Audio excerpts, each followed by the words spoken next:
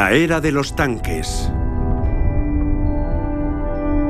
Capítulo 3. Un mundo en cadenas. Desde el estallido de la Segunda Guerra Mundial, los Panzer alemanes habían sido la bestia negra de Europa. Permitieron a los ejércitos de Hitler aplastar a cualquiera que se interpusiera en su camino. Las naciones del mundo se unieron para detenerlos, pero de entre aquellos aliados uno destacaba por su poderío: la Unión Soviética. En abril de 1945, los tanques soviéticos asestaban el golpe definitivo al Reich de Hitler.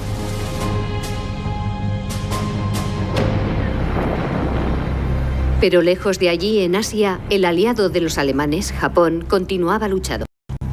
Sus soldados eran temidos por su ferocidad.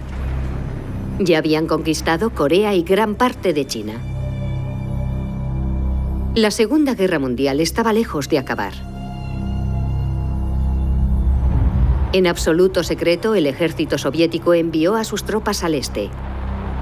Con más de 5.000 tanques, iban a terminar la guerra de una vez por todas. El ataque empezó a la 1 de la madrugada, hora de Khabarovsk. Diluviaba.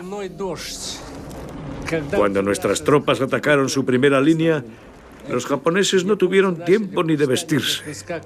Cayó en nuestras manos antes de que pudieran prepararse para defenderla. Mahmoud Garev tenía 22 años y ya era un veterano de la guerra contra Alemania. Pero a pesar del éxito inicial, él sabía que la guerra contra Japón sería larga y difícil. Y que tendrían que luchar a muerte por cada centímetro de terreno. Los japoneses estaban escondidos y repelían nuestros ataques. La guerra había de durar todavía un año o año y medio más. En agosto de 1945, un rumor se extendió entre los soldados soviéticos. Un rumor que hablaba de una gigantesca explosión en Japón.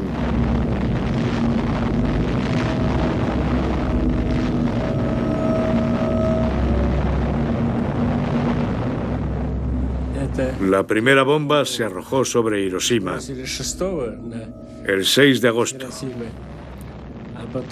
La siguiente ciudad fue el 9 del mismo mes.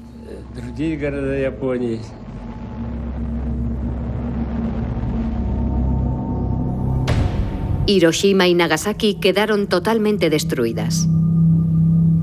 Enfrentado a la devastación nuclear, Japón se rindió el 2 de septiembre de 1945. Estaba claro que se trataba de un arma completamente nueva, pero no se nos había contado mucho de ella. No se nos había informado con detalle, especialmente sobre la radiación. Antes de la bomba atómica, los tanques eran el símbolo máximo de la supremacía militar. Ahora, Mahmoud Garev y sus colegas de las divisiones acorazadas soviéticas, igual que otros militares en todo el mundo, se enfrentaban a un futuro incierto. ¿Qué podían hacer sus tanques frente a las armas nucleares? Después del ataque nuclear y en aquellos primeros momentos posteriores a la Guerra Mundial, Occidente se preguntaba si era necesario seguir fabricando tanques. ¿Tenían algún papel que jugar en las guerras del futuro? Estados Unidos era el único país que tenía armas nucleares. Las divisiones de tanques, como las que tenía la Unión Soviética, se consideraban obsoletas. Los Estados Unidos suspendieron la fabricación de tanques. En aquel momento se creía que solo las bombas atómicas podían garantizar la paz. Era evidente que la bomba atómica había cambiado para siempre la forma de hacer la guerra, porque viendo las consecuencias que podía provocar, era difícil imaginar cuál sería el final de una guerra atómica. Pero las factorías soviéticas continuaron fabricando tanques cada vez más modernos, indiferentes a la amenaza de la bomba atómica. Hasta que el 28 de agosto de 1949, el mundo entero descubrió por qué.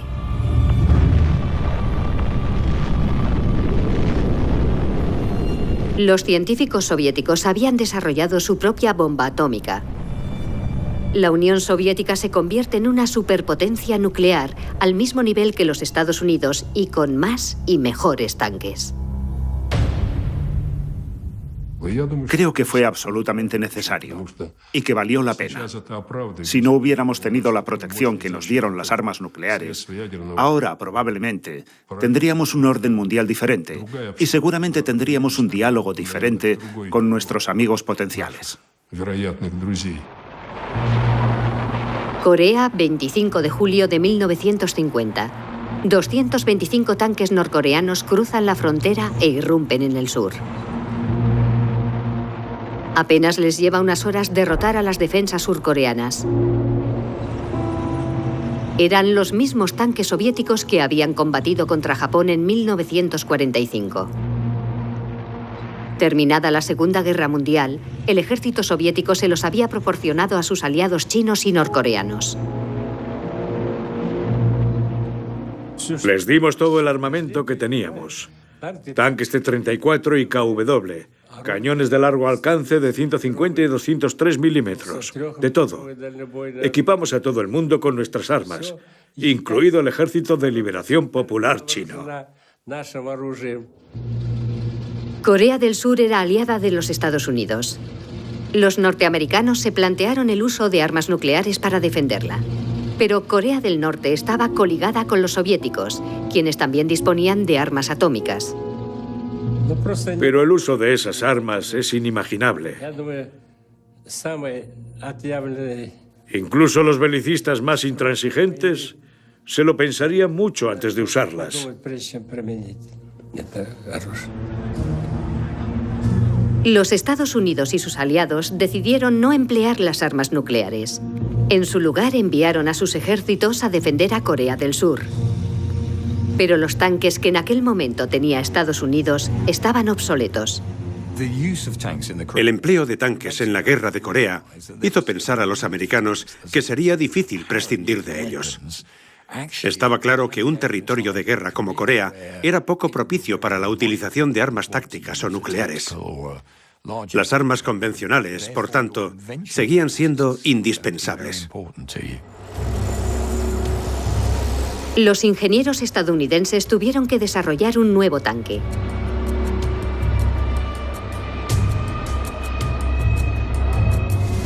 Lo llamaron Patton en honor al famoso general de blindados. El Patton llevaba un cañón de 90 milímetros, superior al de los T-34. Su desarrollo fue tan rápido que muchos tripulantes dudaban de que el tanque estuviera preparado para el combate. Pero una vez en Corea, el Patton plantó cara a los tanques soviéticos. La invasión de Corea del Norte fue repelida. Y el 27 de julio de 1953, Corea del Sur y Corea del Norte firmaron un armisticio. Pero entretanto, en Europa ya se estaba preparando el próximo campo de batalla. Estados Unidos y los países de Europa Occidental habían formado una alianza militar, la OTAN. Todos los miembros de la OTAN tenían acceso a los tanques americanos y a la protección de sus armas nucleares. El gobierno soviético se sintió amenazado por la alianza y el 14 de mayo de 1955 formó la suya propia, el Pacto de Varsovia. Los soviéticos no solo estaban en disposición de suministrar blindados a su propio ejército, sino que extendían su supremacía a otros países. En algunos ya estaba instalado el Ejército Rojo, otros empezaron a recibir apoyo logístico. Y así el bloque soviético se iba extendiendo poco a poco. Para reforzar el Pacto de Varsovia, la Unión Soviética equipó a sus aliados con su tanque más moderno, el T-54. Tenía un cañón de 100 milímetros, más poderoso que cualquier otro de la OTAN. Y a pesar del gran calibre de su cañón, el T-54 era pequeño y difícil de alcanzar. Pero el interior era estrecho y su cañón no podía ser elevado más de 9 grados. Sin embargo, los ingenieros soviéticos ya trabajaban en una versión mejorada. El siguiente modelo, el T-55, estaría además protegido contra las armas nucleares. Contaría con un blindaje y un sellado antirradiación y un sistema de filtrado de aire para la tripulación. El T-55 podría luchar en una guerra nuclear. El T-55 era comparable al Kalashnikov.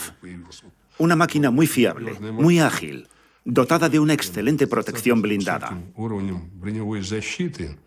El T-55 fue muy bien recibido por nuestras tropas.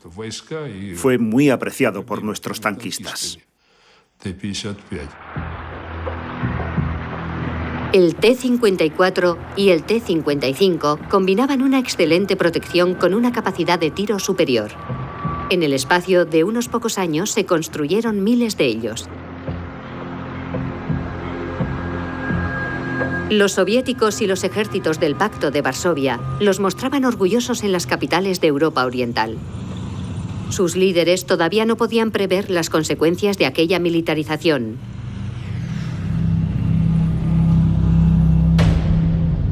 Budapest, 23 de octubre de 1956. 200.000 húngaros han tomado las calles. Demandan mayor libertad y reclaman la salida del Pacto de Varsovia y que las tropas soviéticas se marchen del país. Como el gobierno no reaccionaba, los manifestantes dirigieron su ira hacia los símbolos de la presencia soviética. Eso terminó por convencer al Ejército Rojo de que había que dar una respuesta. Los sucesos de 1956 en Hungría confirmaron las maniobras de los norteamericanos tendentes a arrebatar países al control de la influencia soviética. Los líderes soviéticos enviaron sus tanques a acallar las protestas y exigieron que el ejército húngaro les ayudara a reprimirlas. Pero los soldados húngaros rehusaron enfrentarse a su propio pueblo, y muchos de ellos se unieron a los manifestantes. De pronto, el ejército soviético se vio enfrentado a sus propios tanques en una insurrección popular. Los generales rusos se pusieron nerviosos y retiraron sus tropas el 28 de octubre de 1956. De esa manera, los ciudadanos de Budapest recuperaron la libertad. Uno de ellos era István Helybá. Nos habíamos escapado de casa. 3 de nosotros pensábamos desertar a Occidente cuando todo ocurrió. Aunque era ridículo, no teníamos más que 8 años. ¿Qué se puede esperar de un niño de 8 años? István y sus amigos soñaban con una nueva vida. Se escaparon de sus casas y se marcharon de Budapest en sus triciclos.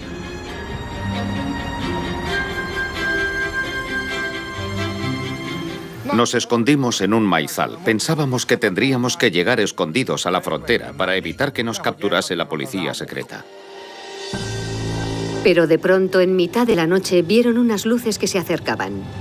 Eran las luces de los tanques soviéticos. Cuando István Helybá y sus amigos salieron del maizal por la mañana, se encontraron en medio de una zona de guerra.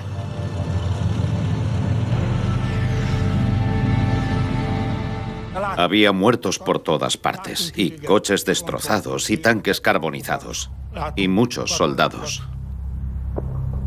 El líder soviético, Nikita Khrushchev, había decidido dar ejemplo con Hungría. Envió miles de tanques soviéticos a Budapest en una de las mayores operaciones de carros blindados de la historia. Khrushchev decidió que había llegado el momento de emplear mano dura con Hungría, de emplear la fuerza bruta. Y una vez que los rusos decidían hacerlo, no se andaban con medias tintas. Muchos soldados húngaros se habían alineado con sus compatriotas civiles. Ahora se encontraban frente a uno de los ejércitos de tanques más grande que jamás se había reunido.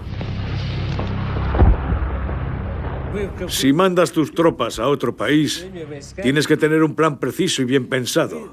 Porque si no, si te presentas con tus batallones y tus compañías en otro país, corres el riesgo de provocar una guerra. Con el ejército húngaro desintegrado, son los civiles quienes emprenden la lucha. Llenan botellas de gasolina y les añaden un trapo como mecha. Los cócteles Molotov pueden incendiar un tanque y hacer huir a sus tripulantes. Ver a la gente morir en llamas es una experiencia traumatizante. Muchos soldados murieron abrasados en el interior de sus tanques cuando estos eran alcanzados por botellas con gasolina. No teníamos miedo. Eso es lo más destacable, que no teníamos miedo. Muchos críos de mi edad cometieron auténticas locuras en aquel momento, como lanzar granadas. Y no tenían miedo, sencillamente porque no tenían ni idea de lo que estaban haciendo. Los tanques soviéticos conquistaron Budapest en 3 días. Cuando el humo se disipó, 3.000 civiles húngaros y 700 soldados soviéticos yacían muertos en las calles. István Helybá ya había experimentado el terror a los tanques de primera mano. Pero el efecto que le produjo fue justo el contrario.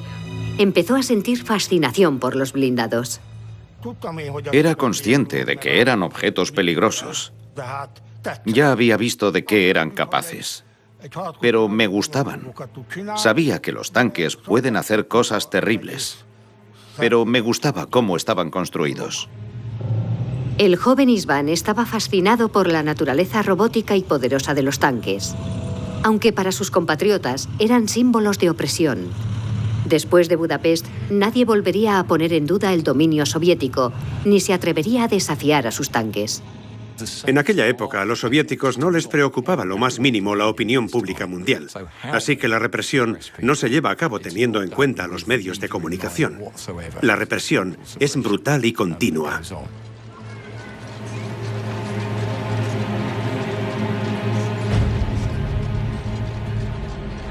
En Berlín Oeste, miles de personas se manifiestan contra la invasión de Hungría. Temen que ellos sean los próximos. Berlín Oeste era parte de la Alemania Occidental y de la OTAN. Pero como si fuera una isla, estaba rodeada de la Alemania Oriental, que era miembro del Pacto de Varsovia. Los Estados Unidos enviaron a una de sus mejores unidades de blindados a Berlín y la llamaron la Brigada de Berlín. Estaba armada con los más poderosos Patton. Muchos de sus soldados eran ya la segunda o incluso la tercera generación que venía a Europa.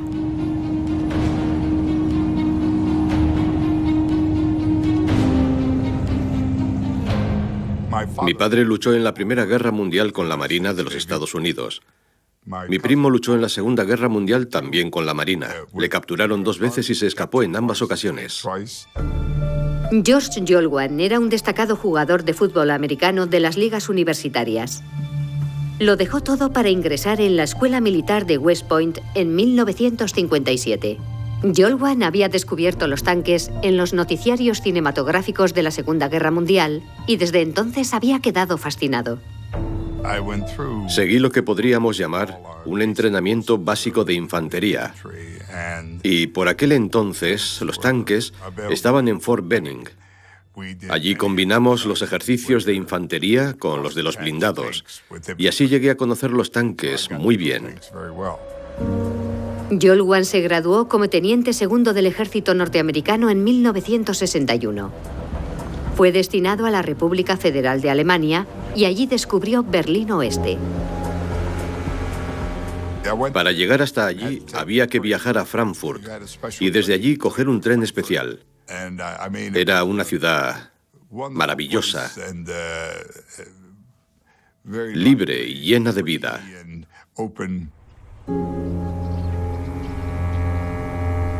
Pero todo eso cambió el 13 de agosto de 1961. Yolwan pudo contemplar cómo los tanques soviéticos aislaban Berlín Oeste. Detrás de ellos vinieron los ingenieros con los ladrillos y con el alambre de espino. Empezaba la construcción del muro de Berlín.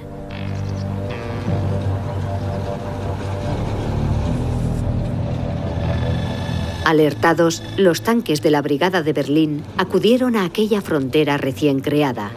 Pero todo lo que pudieron hacer fue asistir impotentes a la materialización del telón de acero. Europa quedaba así dividida en 2 para los 28 años siguientes. Cuando fui allí, durante la construcción del muro, la tensión era muy grande. En el paso fronterizo de Checkpoint Charlie veíamos personas atrapadas en el alambre de espino, tratando de escapar hacia la parte occidental. Me permitió comprender por qué estábamos allí. Yolwan pertenecía a la élite del ejército norteamericano, pero se daba cuenta de que ellos solos no podrían detener una hipotética invasión soviética.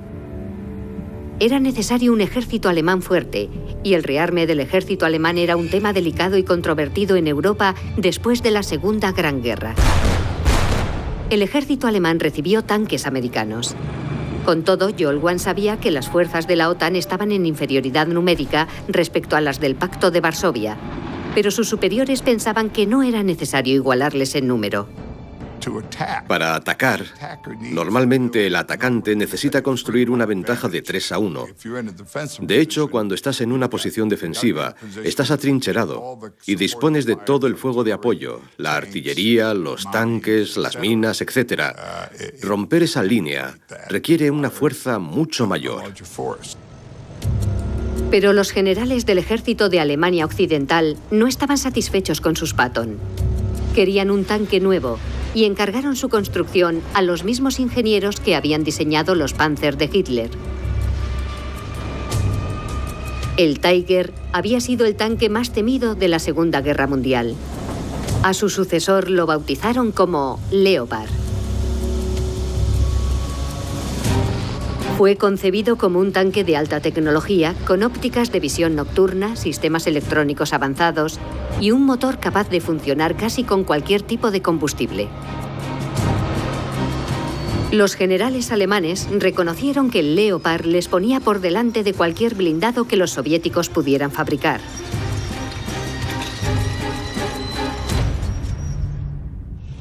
Y efectivamente, los nuevos tanques avanzados de la OTAN inquietaban a los generales del Pacto de Varsovia. Para igualarlos, pidieron más y mejores tanques basados en el T-55. Y para manejarlos con eficacia, necesitaban también unos tripulantes más y mejor capacitados. Me alisté en el ejército en 1966. Fui a Rechach, porque allí era donde el cuerpo de blindados tenía la escuela de conductores de tanques. Pasé 6 meses allí y después fui destinado al 2º batallón. István Heliba fue testigo de cómo los tanques soviéticos aplastaron la revolución de su país en 1956.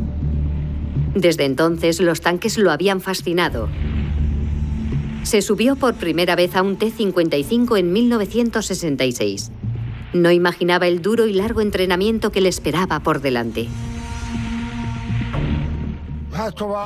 Para llegar a ser conductor de tanques, tenías que superar una prueba de buceo. Para cruzar un río bajo el agua dentro de un tanque, te tienes que entrenar. Había mucha gente que fallaba justo en eso, en el cruce de ríos bajo el agua. Requiere un entrenamiento especial, pero un 30% de los aspirantes fracasaban en esa especialidad.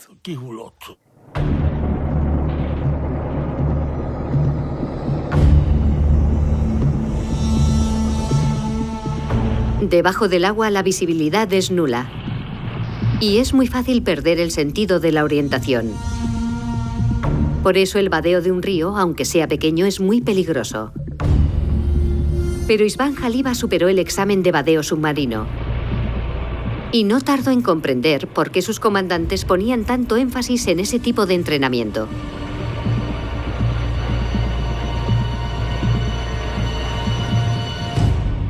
Sabían que las fuerzas occidentales iban a volar todos los puentes, todos los que cruzan los ríos que en dirección norte van a desembocar en el Mar del Norte o en el Canal de la Mancha. Y si los volaban todos, ¿cómo iban a seguir avanzando? Por eso dotaron a cada tanque de una especie de tubo respirador para que pudieran vadear los ríos bajo el agua. Los ingenieros soviéticos sabían que no todos los T-55 eran impermeables. De modo que los tripulantes tenían que aprender otra cosa más: cómo escapar de un tanque que se está inundando.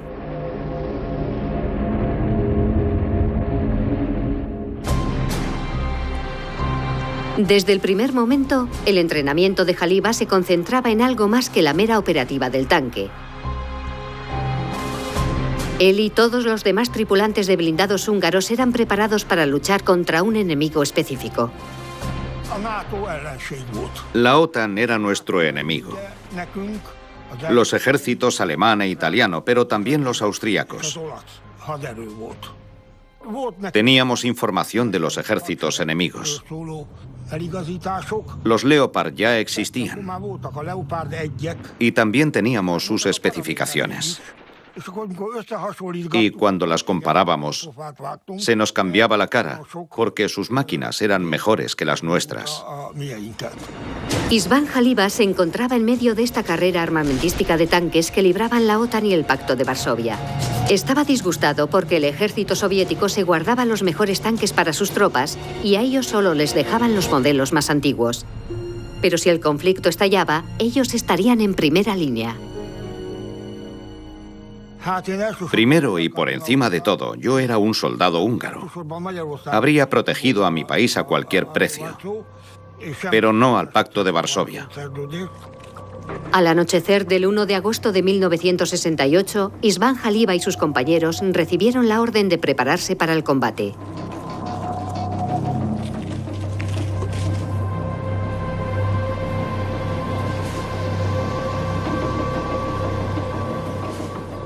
No estábamos entusiasmados con la idea y como soldados rasos no sabíamos lo que pasaba y tampoco los oficiales.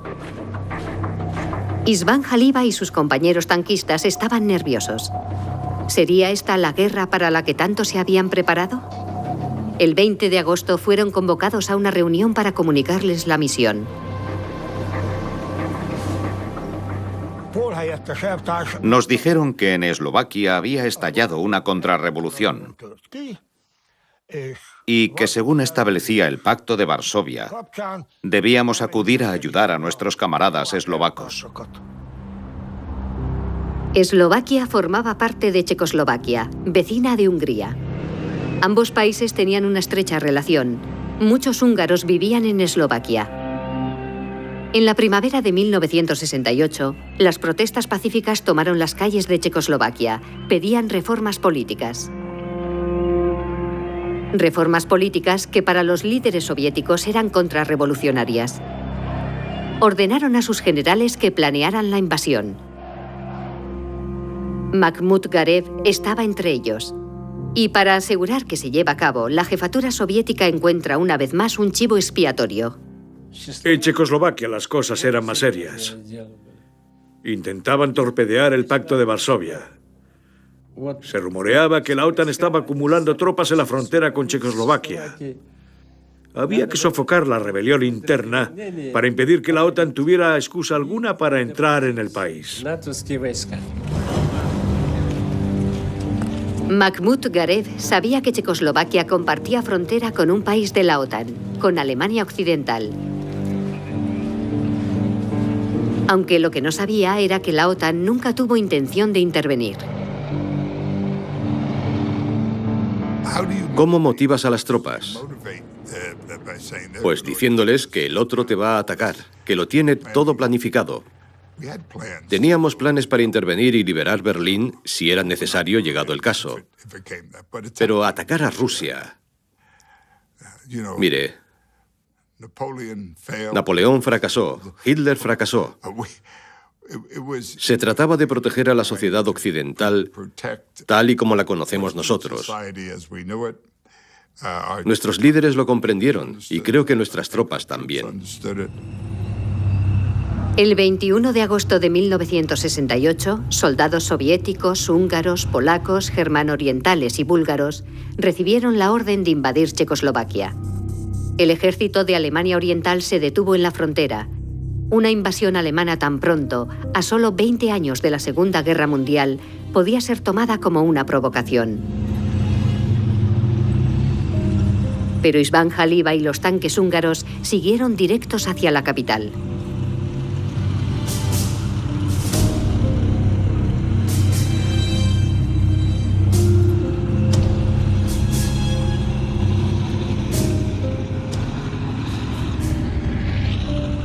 Nos dieron la orden de partir y nos indicaron nuestro objetivo.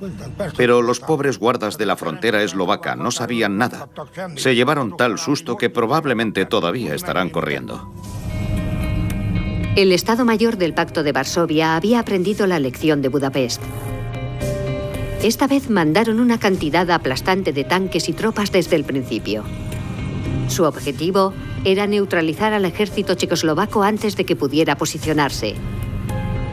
El regimiento de Jaliba fue enviado a rodear y desarmar la fuerza de blindados eslovaca en la ciudad de Levice.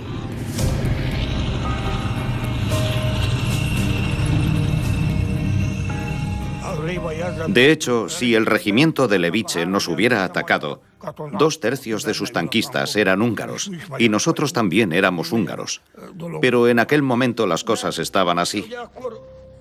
No fue una coincidencia que los rusos nos enviaran allí. Los líderes soviéticos tenían la esperanza de que las fuerzas de Levice no se iban a enfrentar a sus compatriotas. Cuando se alistó, a Jaliba le dijeron que defendería a Hungría. Ahora él y sus compañeros tanquistas se habían convertido en una fuerza de ocupación en un país extranjero. Estaba sentado encima del tanque, comiendo.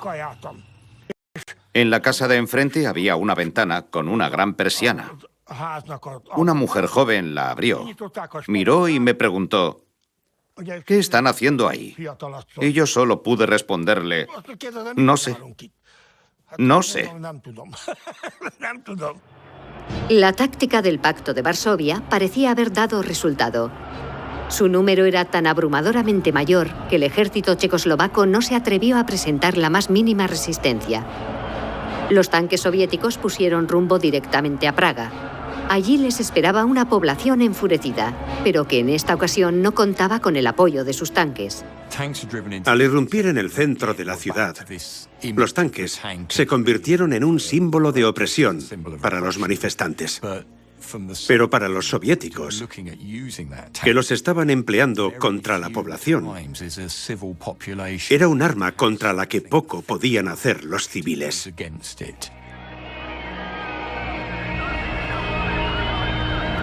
Pero donde la resistencia armada demostró ser inútil, los praguenses encontraron otras formas de resistir.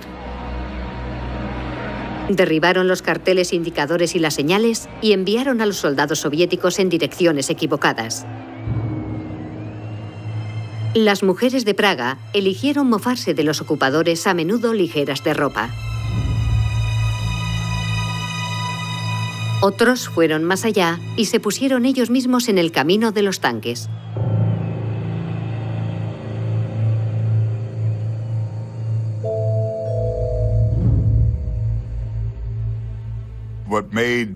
Salió en los titulares de todo el mundo. Un hombre desarmado en pie frente a un tanque. Una imagen que se ha convertido en un símbolo de la resistencia a la agresión. Los tanques soviéticos pusieron final a la primavera de Praga. De lo que solo unos pocos se dieron cuenta era de que el pueblo de Praga había abierto una grieta en la brillante armadura de los tanques. Mientras tanto, los generales soviéticos decidieron que necesitaban una prueba real en la que enfrentar sus tanques a los de la OTAN. En 1968 fuimos a Checoslovaquia. Y cuando regresamos de allí nos volvieron a enviar a otra misión. La guerra había estallado en el Medio Oriente. Permanecimos en Egipto 2 años, de 1970 al 71. Mahmoud Garev formaba parte de una misión militar soviética cuyo cometido era transportar miles de tanques a Egipto y Siria.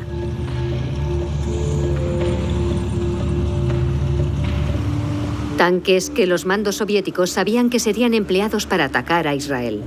Israel tenía tanques de la OTAN y disponía de tripulaciones altamente cualificadas, conscientes de que cada batalla que libraban era una batalla por la supervivencia de Israel. Pero además muchos soldados tenían motivaciones aún más profundas.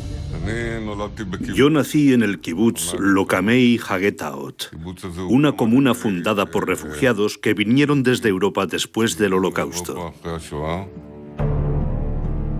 A Zvika Gringol lo llamaron para el servicio militar en 1970. Como a todos los reclutas, a él también le preguntaron qué prefería hacer en el ejército.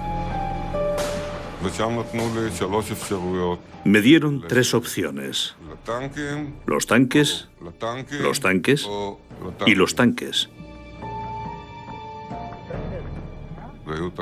Entonces teníamos los centuriones, y allí me enamoré de los tanques. Veía las torretas, la montura del cañón. No sabía muy bien lo que era. No entendía lo que estaba viendo, pero a mis ojos aquello era algo casi tan hermoso como las curvas de una mujer. Me enamoré de aquella cosa llamada tanque.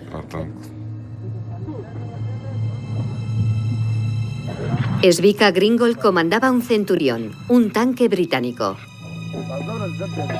Diseñado entre guerras para la Segunda Guerra Mundial, ya era considerado obsoleto en los años 60. Los ingenieros israelíes los habían modernizado con un cañón mejor, un blindaje nuevo y un motor diésel más fiable para un clima tan duro. En 1973, a Svika Gringold le pusieron al mando de una sección de blindados, un grupo de 4 tanques. El 5 de octubre de 1973 había vuelto a casa para celebrar el Yom Kippur, el Año Nuevo Judío. Al anochecer, oímos ruidos de aviones en el cielo. Algo muy extraño por Yom Kippur.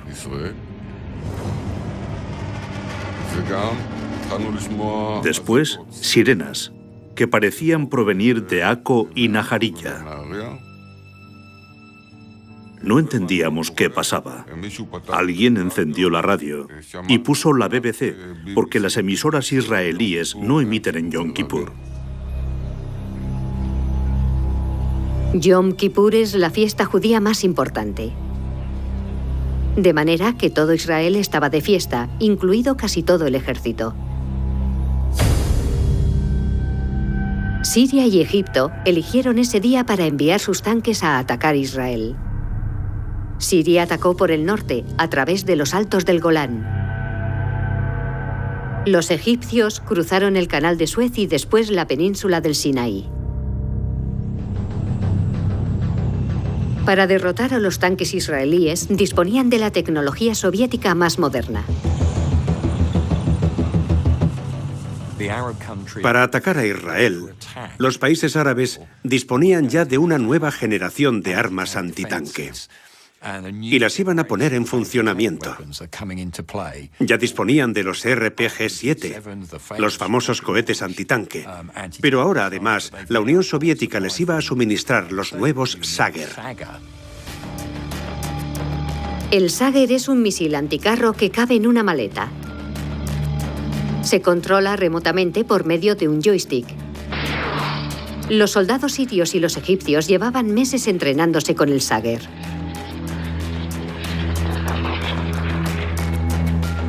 El secreto de su poder es que su ojiva es casi hueca.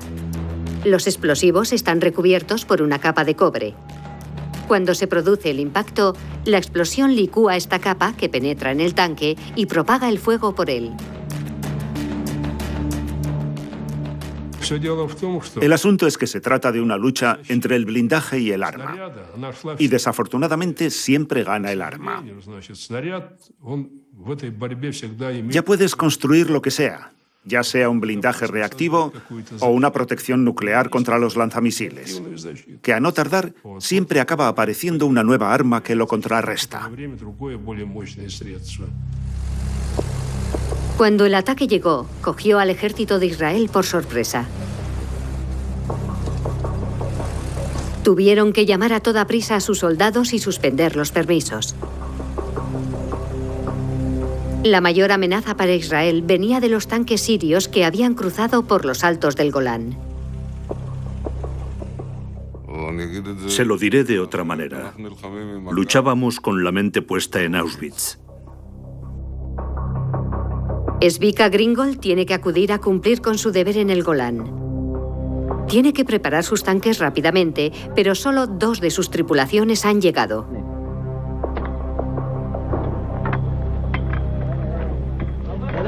A eso de las 9 de la noche, nuestro jefe de brigada, David Israelí, se nos acerca y me dice: Svika, ¿estás preparado? Y yo, tengo 2 tanques listos. Y me dice: pues tienes que salir ya. Aunque solo tenía 2 tanques preparados, Svika Gringold tuvo que dar la orden de partida. Sabía que sus centuriones estaban en inferioridad numérica y que se enfrentaban a tanques más modernos. Todo lo que tenían era su preparación.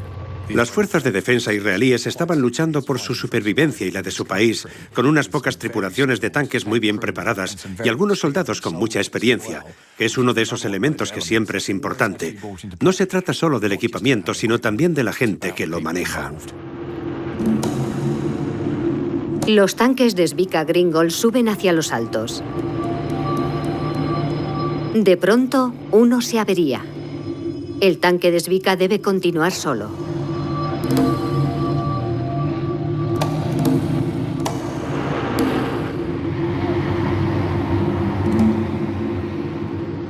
Repentinamente, la pendiente se acaba. Hemos llegado a la cima de una colina. Ante nosotros se abre el valle de Jusnia. Y allí había una gran fila de carros blindados sirios.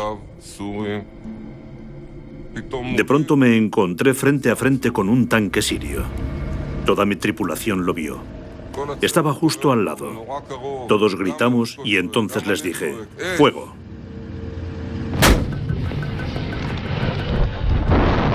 Zvika apuntó a otro y volvió a disparar. Y otra vez más. Luego llamó a su comandante general para informarle de a qué se estaba enfrentando. Pero no me creyó. Empezó a preguntarme, ¿cuántos son ellos? ¿Cuántos tanques tienes tú?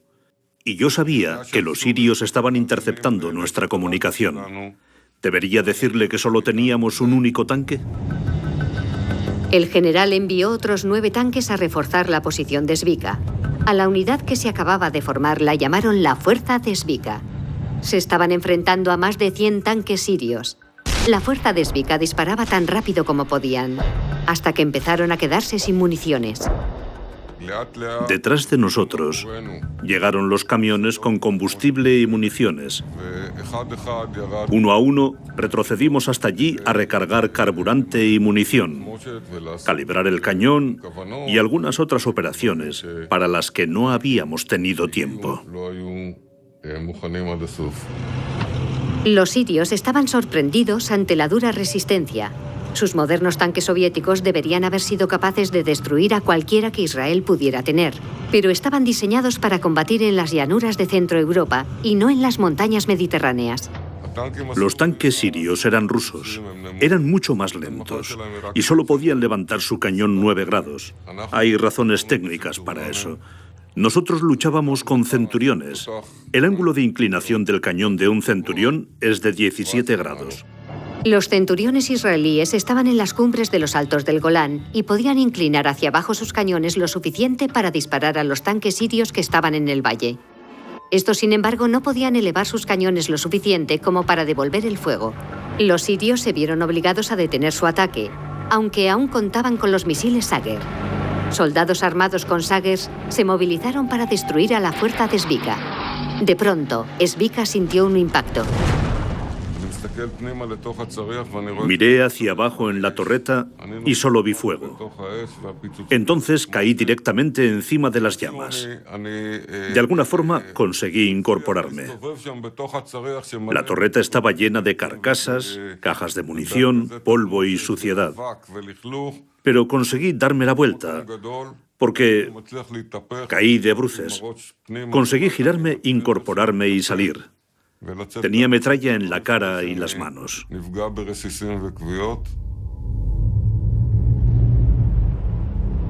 Justo cuando Zvika y su artillero acababan de abandonar el tanque, este estalló. Proyectados por la deflagración, quedaron inconscientes en el suelo. Me desperté completamente aturdido. Mi compañero me preguntó, ¿estás vivo? Sí, vámonos de aquí cuanto antes. Y corrimos hacia la posición que ocupaban nuestros tanques. Nos acercamos a ellos corriendo y gritando en hebreo. Tuvimos mucha suerte, porque era un caos absoluto. Había soldados por todas partes, y además del nuestro, había otros 7 u 8 tanques que habían sido alcanzados. Zvika Gringol se mete en otro tanque y vuelve a la batalla. Pero la tensión del combate empieza a hacer mella. Tras 48 horas seguidas de lucha, pierde el conocimiento y es evacuado del campo de batalla. En el camino, vi la cara amarga de la retirada. Civiles y soldados, tanques y todo tipo de vehículos se dirigían hacia el río Jordán. Yo les gritaba con todas mis fuerzas: «Se acabó, el Golán ha caído, corred, huid». Pero entonces llegaron fuerzas de refresco al Golán. Hasta sus oídos había llegado que la fuerza de Zwickau había destruido más de 60 tanques enemigos. Eso levanta la moral de la tropa y les permite contener el siguiente ataque sirio.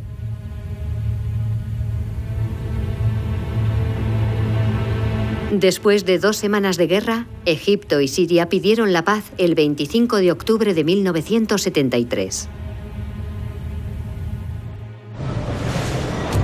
Los ingenieros de tanques soviéticos analizaron la guerra del Yom Kippur e integraron las lecciones aprendidas en un tanque completamente nuevo, el T-72. Su cañón podía disparar el mismo tipo de misiles teleguiados que tan exitosos se habían revelado. También tenía un cargador automático, lo que significaba que necesitaba un tripulante menos y podía ser construido más pequeño. El T-72 repitió el éxito del T-55. Es un tanque producido en serie y con una combinación muy favorable de la tríada de combate: capacidad de fuego, movilidad y blindaje. Y así, a ambos lados del telón de acero, los diseñadores de tanques competían por superar a su rival. Los ingenieros alemanes desarrollaron el Leopard 2. Su característica principal era un sofisticado cañón estabilizado. Podía seguir automáticamente al objetivo, incluso aunque se estuviera desplazando a gran velocidad. Para demostrar lo bien que funcionaba el cañón, el ejército alemán produjo un anuncio publicitario con un tanque transportando una jarra de cerveza. Es quizá la última vez en la historia que esta máquina de guerra total es presentada de forma tan trivial.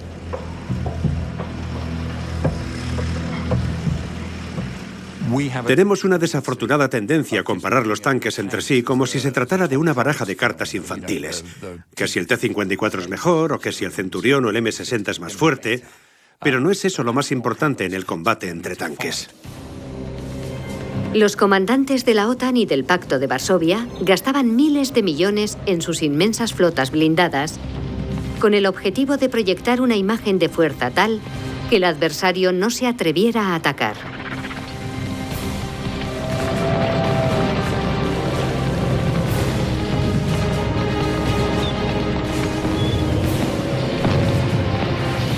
Cada año ambos mandos organizaban grandes maniobras para mostrar su poderío.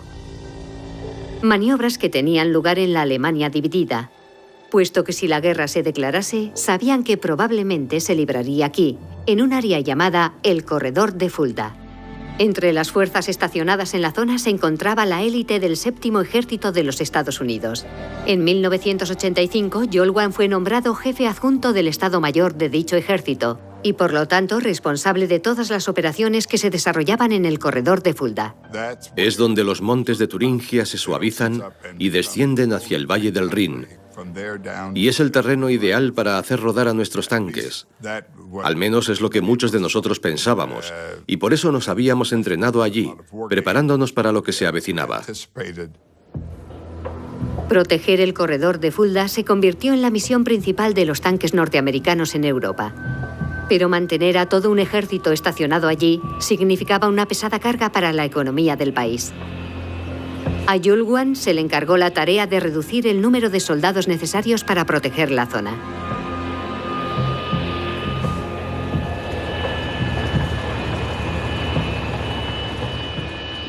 Entonces se les ocurrió que una solución podía ser preposicionar el equipamiento, puesto que Estados Unidos tenía ya en Europa un gran stock de tanques y de equipamiento. Este preposicionamiento de los equipos va a dar pie a una estrategia llamada Reforger, acrónimo inglés que significa regreso de las fuerzas a Alemania. Así, miles de blindados estadounidenses fueron preposicionados en hangares y almacenes por toda la Alemania occidental. Sus tripulaciones residían en Estados Unidos, pero podían volar hasta allí en 72 horas. Jolwan era consciente de que para que el plan Reforger funcionara, los tanques tenían que ser mantenidos en perfectas condiciones. Los soldados preguntaban, ¿por qué tenemos que inspeccionar también las herramientas? Porque si resulta que te falta la llave inglesa, puede que no puedas reparar la oruga, y entonces nos quedaremos quietos sin poder movernos, y nos convertiremos en un objetivo fácil, y nos matarán. Las herramientas deben estar en perfecto estado. Ellos no querían hablar de eso, pero yo sí, porque eso es lo que marca la diferencia entre una buena unidad y una excelente. El plan Reforger era puesto en práctica cada año. Cualquiera de las unidades era convocada sin previo aviso. Subían a sus aviones y volaban hasta Alemania. Una vez allí se les hacía montar en sus tanques y tenían que salir de maniobras. Era una demostración de fuerza y con suerte disuasoria. Jolwan y los demás altos mandos de la OTAN mantenían el plan Reforger en estado de alerta permanente. Sabían que en caso de guerra apenas dispondrían de unos pocos días. No había que esperar a que se disparara el primer tiro. El proceso en sí era una táctica disuasoria, y si lo pones en marcha antes de que estalle la guerra, es entonces cuando surte su efecto. Al otro lado del telón de acero, la alerta de guerra estaba igualmente siempre al máximo. El ejército soviético y el de la Alemania del Este mantenían a sus mejores unidades destinadas en el extremo oriental del corredor de Fulda. Aquí todo el mundo recuerda bien lo que era servir con las fuerzas soviéticas en Alemania del Este. Estabas siempre en guerra. Vivías siempre con la posibilidad de que la orden llegara en cualquier momento y tuvieras que salir a cumplir tu misión. A finales de los años 80, la tensión entre las dos Alemanias era máxima. Parecía que la guerra que nadie deseaba iba a estallar en cualquier momento. Pero entonces ocurrió algo al otro lado del mundo que cambió el destino de los tanques de una forma que nadie podía haber imaginado. En abril de 1989, los estudiantes tomaron las calles de Pekín. Como antes en Hungría, Checoslovaquia y otros lugares, pedían más libertad. Y como también había ocurrido antes, el gobierno chino envió a sus tanques a aplastar el levantamiento. Pero algo los detuvo. Un solo hombre. Esa persona fue muy valiente al plantarse así delante del tanque. Claramente se estableció algún tipo de relación entre el hombre y el conductor. Y estaba claro que no iba a ser brutalmente aplastado, como sí sucedió en otras partes de la plaza de Tiananmen.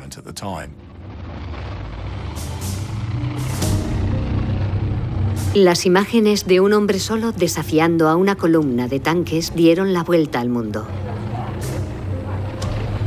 Al final fue detenido y su identidad nunca fue revelada. La revuelta fue reprimida brutalmente por el ejército chino. Pero de la misma forma que los manifestantes húngaros y checos que le precedieron, demostró al mundo dónde está el límite del poder de los tanques. En cuanto la gente se dio cuenta de que dentro del blindado hay personas y que puedes establecer una relación con ellas, la naturaleza robótica del tanque, esa extraña fuerza simbólica, se quiebra. Durante el verano de 1989, una oleada de protestas sacude a los países del Pacto de Varsovia, y sus mandatarios se dan de bruces con la cruda realidad.